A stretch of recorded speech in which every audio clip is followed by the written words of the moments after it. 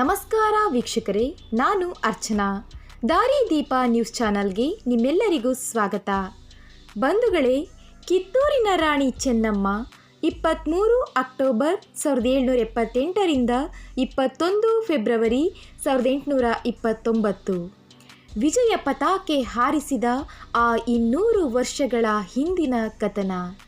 1824ರಲ್ಲಿ ಇಡೀ ಭಾರತದಲ್ಲಿ ಪ್ರಪ್ರಥಮವಾಗಿ ಬ್ರಿಟಿಷ್ ಈಸ್ಟ್ ಇಂಡಿಯಾ ಕಂಪನಿಯ ವಿರುದ್ಧ ವಿಜಯ ಸಾಧಿಸಿದ ಏಕೈಕ ಮಹಿಳೆ. ಅದಕ್ಕೀಗ 200 ವರ್ಷಗಳು. ಈ ಸಂದರ್ಭದಲ್ಲಿ ನಮ್ಮೆಲ್ಲರ ಮನಸ್ಸಿನಾಳದ ಕಿತ್ತೂರಿನ ವೀರ ವನಿತೆ ರಾಣಿ ಚೆನ್ನಮ್ಮನನ್ನು ಕುರಿತು ಒಂದಷ್ಟು ನೆನಪಿನ ಅನಿಸಿಕೆಗಳು.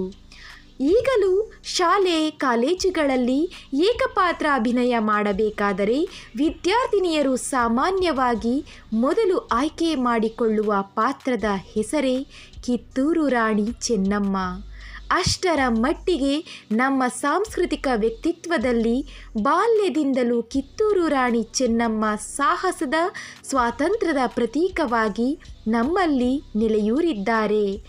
ನಿಜಕ್ಕೂ ಕಿತ್ತೂರು ರಾಣಿ ಚೆನ್ನಮ್ಮನನ್ನು ಅರ್ಥ ಮಾಡಿಕೊಳ್ಳಬೇಕಾದರೆ ನಮ್ಮ ಮನಸ್ಸು 1800 ಇಸವಿಯ ಆಸುಪಾಸಿನ ಭೌಗೋಳಿಕ, ಸಾಮಾಜಿಕ ಮತ್ತು ರಾಜಕೀಯ ಇತಿಹಾಸವನ್ನು ಗಮನಿಸಬೇಕಾಗುತ್ತದೆ. ಹಾಗೆಯೇ ಆ ಕಾಲದ ಆ ನೆಲದಲ್ಲಿಯೇ ನಿಂತು ಯೋಚಿಸಬೇಕಾಗುತ್ತದೆ. ಇಲ್ಲದಿದ್ದರೆ ಇಂದಿನ ಮನಸ್ಥಿತಿಯಲ್ಲಿ ರಾಣಿ ಚೆನ್ನಮ್ಮ ಅರ್ಥವಾಗುವುದು ಕಷ್ಟ. ಹೆಚ್ಚೆಂದರೆ ಅವರ ಬಗ್ಗೆ ಮಾಹಿತಿ ಸಿಗಬಹುದಷ್ಟೇ, ಆದರೆ ಅರ್ಥವಾಗುವುದಿಲ್ಲ. ಏಕೆಂದರೆ ಮಹಿಳೆಯರ ಆಗಿನ ಪರಿಸ್ಥಿತಿ ತುಂಬ ಶೋಚನೀಯ ಎಂದೇ ಹೇಳಬೇಕು. ಗೌರವ ಘನತೆಯ ದೃಷ್ಟಿಯಿಂದ ಭಾರತದಲ್ಲಿ ಮಹಿಳೆಯರಿಗೆ ಮಾನ್ಯತೆ ಕಡಿಮೆ ಏನಲ್ಲ. ಆದರೆ ಸಾಮಾಜಿಕವಾಗಿ, ರಾಜಕೀಯವಾಗಿ ಅವರು ಪ್ರಾಮುಖ್ಯತೆ ಪಡೆಯುವುದಿಲ್ಲ. ಕೇವಲ ಕೆಲವು ಈ ರೀತಿಯ ಮಹಿಳೆಯರ ಉದಾಹರಣೆಗಳನ್ನು ಹೊರತುಪಡಿಸಿದರೆ ಬಹುತೇಕರು ಕೇವಲ ಕೌಟುಂಬಿಕ ಚೌಕಟ್ಟುಗಳಿಗೆ ಸೀಮಿತವಾಗಿದ್ದರು. ಅಂತಹ ಕಾಲಘಟ್ಟದಲ್ಲಿ ರಾಣಿ ಚೆನ್ನಮ್ಮನವರು ಅನಿವಾರ್ಯವಾಗಿ ಮತ್ತು ಅನಿರೀಕ್ಷಿತವಾಗಿ ಒಂದು ರಾಜ್ಯದ ಮುಖ್ಯ ಸ್ಥಾನದಲ್ಲಿ ಜವಾಬ್ದಾರಿ ನಿರ್ವಹಿಸಬೇಕಾಗುತ್ತದೆ. ಅದನ್ನು ಆಕೆ ಧೈರ್ಯವಾಗಿ ಎದುರಿಸಿದ ರೀತಿ ಭಾರತದ ಇತಿಹಾಸದಲ್ಲಿ ಅಚ್ಚಳಿಯದೆ ಉಳಿದುಬಿಟ್ಟಿದೆ. ಆಗಿನ್ನೂ ಬ್ರಿಟಿಷ್ ಸರ್ಕಾರ ಭಾರತದಲ್ಲಿ ನೇರವಾಗಿ ಆಡಳಿತ ಮಾಡುತ್ತಿರಲಿಲ್ಲ. ಈಸ್ಟ್ ಇಂಡಿಯಾ ಕಂಪನಿ ಎನ್ನುವ ಬ್ರಿಟಿಷ್ ಮೂಲದ ಕಂಪನಿ ಆಡಳಿತ ನಡೆಸುತ್ತಿತ್ತು. ಅದು ನಿಧಾನವಾಗಿ ಸಾಮ್ರಾಜ್ಯ ವಿಸ್ತರಣೆ ಮಾಡುತ್ತಲೇ ಇತ್ತು. ತನ್ನ ಒಡೆದು ಆಳುವ ನೀತಿಯಿಂದ ದಕ್ಷಿಣದವರೆಗೂ ವ್ಯಾಪಿಸಿತು. ಶಿವಾಜಿ ಸ್ಥಾಪಿಸಿದ್ದ ಮರಾಠ ಸಾಮ್ರಾಜ್ಯ ಬಹುತೇಕ ಅವನತಿಯ ಹಾದಿಯಲ್ಲಿತ್ತು. ಮೈಸೂರು ಸಂಸ್ಥಾನದ ವಿರುದ್ಧವೂ ಹೋರಾಟ ನಡೆಯುತ್ತಿತ್ತು. ಆ ಸಮಯದಲ್ಲಿ ಬ್ರಿಟಿಷರು ನಿಧಾನವಾಗಿ ಕಿತ್ತೂರಿನ ಪ್ರಾಂತ್ಯವನ್ನು ಆಕ್ರಮಿಸಲು ಪ್ರಯತ್ನಿಸುತ್ತಾರೆ. ಆಗ ಯುದ್ಧ ನಡೆದು ಕಿತ್ತೂರು ರಾಣಿ ಚೆನ್ನಮ್ಮನವರು ಆಗಿನ ಬ್ರಿಟಿಷ್ ಸೈನ್ಯದ ಮುಖ್ಯ ಅಧಿಕಾರಿ ಸೇಂಟ್ ಜಾನ್ ಥ್ಯಾಕರೆಯ ಸೈನ್ಯವನ್ನು ಸೋಲಿಸಿ ಅವನನ್ನು ಕೊಂದು ಅವರ ಸೈನ್ಯವನ್ನು ವಾಪಸ್ಸು ಕಳುಹಿಸುವುದು ಆಗಿನ ಕಾಲಕ್ಕೆ ಅಷ್ಟು ಸುಲಭವಾಗಿರಲಿಲ್ಲ.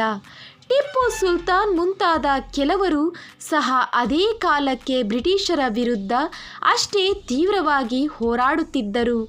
ಆದರೆ ಇವರಿಗೆಲ್ಲ ಬಲಿಷ್ಠವಾದ ಸೈನ್ಯದ ಬೆಂಬಲ ಇತ್ತು. ಆದರೆ ರಾಣಿ ಚೆನ್ನಮ್ಮನವರಿಗೆ ಆ ರೀತಿಯ ಅನುಕೂಲಗಳು ಇರಲಿಲ್ಲ. ಆದರೂ ಸಹ ಇದ್ದ ತನ್ನ ಸಣ್ಣ ಸೈನ್ಯದೊಂದಿಗೆ ಕೆಚ್ಚೆದೆಯ ಧೈರ್ಯ ಮತ್ತು ಸಾಹಸದಿಂದ ಹೋರಾಡಿದರು. ಆಗ ಆಕೆಗೆ ಅಷ್ಟೇ ಸಮರ್ಥವಾಗಿ, ಅತ್ಯಂತ ನಿಷ್ಠೆಯಿಂದ, ಪ್ರಾಮಾಣಿಕತೆಯಿಂದ, ಕೆಚ್ಚೆದೆಯ ಧೈರ್ಯದಿಂದ ಬೆನ್ನೆಲುಬಾಗಿ ನಿಂತು ಹೋರಾಡಿದ್ದು ಸಂಗೊಳ್ಳಿ ರಾಯಣ್ಣನವರು. ಅವರನ್ನು ಸಹ ಈ ಸಂದರ್ಭದಲ್ಲಿ ಸ್ಮರಿಸಲೇಬೇಕು. ಈ ಬಗ್ಗೆ ನೀವುಗಳು ಕಿತ್ತೂರು ರಾಣಿ ಚೆನ್ನಮ್ಮನವರ ಬಗ್ಗೆ ನಾಟಕ, ಸಿನಿಮಾ ನೋಡುವುದನ್ನು ಬಿಟ್ಟು ನಿಜವಾದ ಕರ್ನಾಟಕದ ಅಧಿಕೃತ ಐತಿಹಾಸಿಕ ದಾಖಲೆಗಳನ್ನು ಪರಿಶೀಲಿಸಬೇಕು. ಅದು ಈ ಸಿನಿಮಾಗಳಿಗಿಂತ, ನಾಟಕಗಳಿಗಿಂತ ಅತ್ಯಂತ ರೋಚಕವಾಗಿರುತ್ತದೆ. ಏಕೆಂದರೆ ನಿಜಕ್ಕೂ ಬದುಕಿನ ಆಳದಲ್ಲಿ ಜೀವಿಸುವವರಿಗೆ ಸಿನಿಮೀಯತೆಯನ್ನು ಮೀರಿ ಭಾವನೆಗಳನ್ನು ನಿಯಂತ್ರಿಸಿ ವಾಸ್ತವದ ಮುಖದ ಅರಿವಾಗುತ್ತದೆ.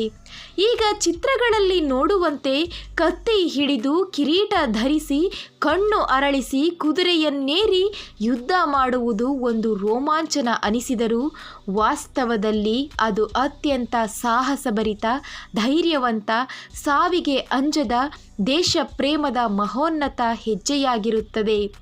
ಆ ಸಂದರ್ಭದ ಭಾವನೆಗಳನ್ನು ಹಿಡಿದಿಡಲು ಯಾವ ಭಾಷೆಯ ಯಾವ ಅಕ್ಷರಗಳಿಗೂ ಸಾಧ್ಯವಿಲ್ಲ. ಇನ್ನು ಕೃತಕ ದೃಶ್ಯಗಳಿಗೆ ಹೇಗೆ ಸಾಧ್ಯ? ಅದು ಅನನ್ಯತೆಯ ಆಂತರ್ಯದ ಪ್ರತಿಕ್ರಿಯೆ. ಈಗಿನ ಸಂದರ್ಭದಲ್ಲಿ ನಿಜಕ್ಕೂ ಮಾಧ್ಯಮಗಳು, ಸಾಮಾಜಿಕ ಜಾಲತಾಣಗಳು ಚರ್ಚಿಸಬೇಕಾಗಿರುವುದು ಕಿತ್ತೂರಿನ ವಿಜಯೋತ್ಸವದ ಈ 200 ವರ್ಷಗಳ ಆ ಹೆಣ್ಣಿನ ಧೈರ್ಯ, ಸಾಹಸಗಳ ಮಾನಸಿಕ ಮತ್ತು ದೈಹಿಕ ಹೋರಾಟವನ್ನು. ಏಕೆಂದರೆ ಈ ಆಧುನಿಕ ಕಾಲದಲ್ಲಿ ಮಹಿಳೆ ಸಮಾನತೆ, ಸ್ವಾತಂತ್ರ್ಯ ಪಡೆದು ಆರ್ಥಿಕ ಸ್ವಾವಲಂಬನೆ, ಸ್ವಾಭಿಮಾನ ಸಾಧಿಸಿ ಬದುಕನ್ನು ರೂಪಿಸಿಕೊಳ್ಳುತ್ತಿರುವಾಗ ನಮಗೆ ಆದರ್ಶವಾಗಿರಬೇಕಾಗಿರುವುದು ಯಾವುದೋ ಸಿನಿಮಾ ನಟ ನಟಿಯರು ಅಥವಾ ದೊಡ್ಡ ದೊಡ್ಡ ಮಾಡೆಲ್ಗಳು ಅಲ್ಲ.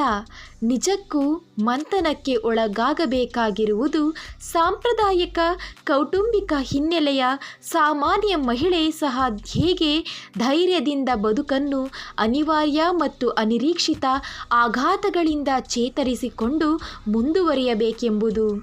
ಮಹಿಳೆ ಕೇವಲ ಭೋಗದ ವಸ್ತುವಲ್ಲ, ಆಡಂಬರದ ಜೀವನವಲ್ಲ, ಸೌಂದರ್ಯದ ಕನಿಯಲ್ಲ. ಆಕೆ ತನ್ನ ಅಸ್ತಿತ್ವಕ್ಕಾಗಿ ಹುಲಿಯಂತೆ ಹೋರಾಡಿ ಗೆಲ್ಲಬಹುದಾದ ಸಾಮರ್ಥ್ಯದ ಜೀವಿ ಇದನ್ನು ಇಂದು ಸಮಾಜಕ್ಕೆ ನಾವು ತೋರಿಸಬೇಕಿದೆ ಮತ್ತು ಮನವರಿಕೆ ಮಾಡಿಕೊಡಬೇಕಿದೆ. ಕೇವಲ ಒಂದು ಪ್ರೇಮದ ವೈಫಲ್ಯಕ್ಕಾಗಿ, ಕೇವಲ ಒಂದು ಅನಿರೀಕ್ಷಿತ ದುಃಖಕ್ಕಾಗಿ, ಕೇವಲ ಆರ್ಥಿಕ ನಷ್ಟಕ್ಕಾಗಿ, ಒಂದು ಮಳೆಗೆ, ಒಂದು ಬಿಸಿಲಿಗೆ, ಒಂದು ಭೂಕಂಪ, ಸುನಾಮಿ, ಪ್ರವಾಹಕ್ಕಾಗಿ ಇಡೀ ಬದುಕೇ ಸರ್ವನಾಶವಾಯಿತು ಎಂದು ಆತ್ಮಹತ್ಯೆ ಮಾಡಿಕೊಳ್ಳುವ ಅಥವಾ ಬದುಕನ್ನೇ ನಾಶಪಡಿಸಿಕೊಳ್ಳುವ ಮನಸ್ಥಿತಿಯ ಮಹಿಳೆಯರಿಗೆ ಮಾದರಿಯಾಗಿ ನಿಲ್ಲಬೇಕಾಗಿರುವುದು ಕಿತ್ತೂರು ರಾಣಿ ಚೆನ್ನಮ್ಮನಂತವರ ವ್ಯಕ್ತಿತ್ವ. ಅದರ ಬಗ್ಗೆ ನಾವೆಲ್ಲರೂ ಯೋಚಿಸಬೇಕಿದೆ. ಒಬ್ಬ ಐತಿಹಾಸಿಕ ವ್ಯಕ್ತಿ ನಮಗೆ ಪ್ರೇರಣೆಯಾಗಬೇಕಾಗಿರುವುದು ಅವರ ವ್ಯಕ್ತಿತ್ವದಿಂದಲೇ ಹೊರತು ಕೇವಲ ಮನರಂಜನೆ ಅಥವಾ ಒಂದು ಪಾತ್ರವಾಗಿ ಅಲ್ಲ, ಒಂದು ಬದುಕಿನ ಆದರ್ಶಗಳಾಗಿ. ಅದರಲ್ಲಿನ ಪ್ರಮುಖ ಗುಣಗಳು ನಮಗೆ ಮುಖ್ಯವಾಗಬೇಕು. ಇಂತಹ ಸಂದರ್ಭದಲ್ಲಿ 200 ವರ್ಷಗಳ ಹಿಂದೆ ಜೀವಂತವಿದ್ದ, ಯುದ್ಧದಲ್ಲಿ ಹೋರಾಡಿ ಮಡಿದ ಕಿತ್ತೂರು ರಾಣಿ ಚೆನ್ನಮ್ಮನವರು ನಮಗೆ ಈಗ ಮಾತ್ರವಲ್ಲ, ಬದುಕಿನ ಸಂಕಷ್ಟದ ಸಮಯದಲ್ಲಿ, ಅನಿವಾರ್ಯವಾದ ಪರಿಸ್ಥಿತಿಯಲ್ಲಿ ಹೇಗೆ ನಾವು ಅಸಹಾಯಕರಾಗದೆ ಧೈರ್ಯವಾಗಿ ಹೋರಾಡಬೇಕು ಎಂಬುದಕ್ಕೆ ಆಕೆ ಒಂದು ಮಾದರಿಯಾಗಲಿ ಎಂದು ಆಶಿಸುತ್ತಾ, ಇನ್ನೂ ನಮ್ಮ ಚಾನಲನ್ನು ಸಬ್ಸ್ಕ್ರೈಬ್ ಆಗಿಲ್ಲ ಅಂದರೆ ಕೂಡಲೇ ಸಬ್ಸ್ಕ್ರೈಬ್ ಆಗಿ, ಲೈಕ್ ಮಾಡಿ, ತಪ್ಪದೇ ಪಕ್ಕದ ಬೆಲ್ ಬಟನ್ ಒತ್ತಿ ನಿಮ್ಮ ಬಂಧು ಮಿತ್ರರಿಗೆ ಶೇರ್ ಮಾಡಿ.